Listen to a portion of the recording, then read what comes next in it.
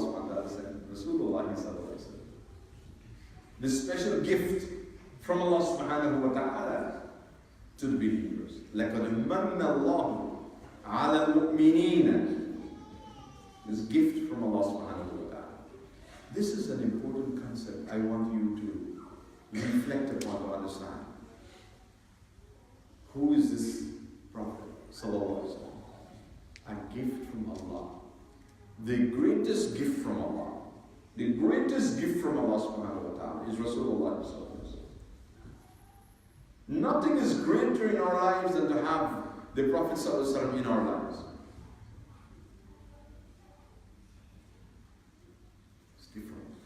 The Sahabas, they understood this concept of the Prophet being a gift from Allah.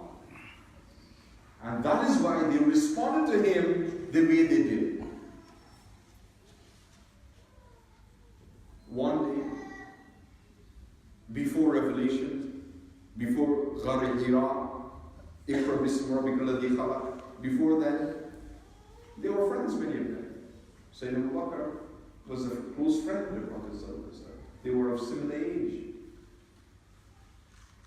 Relate to one another anyhow. And in the hadith this is mentioned.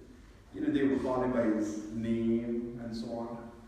They're friends, how friends relate to one another before.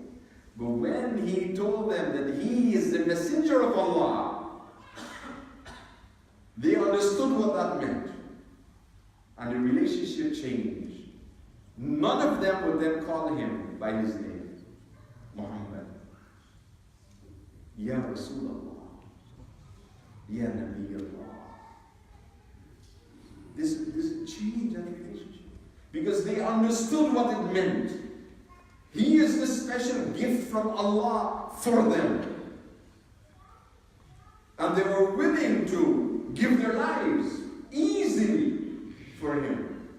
Because he is this gift from Allah for them. The greatest gift in their lives.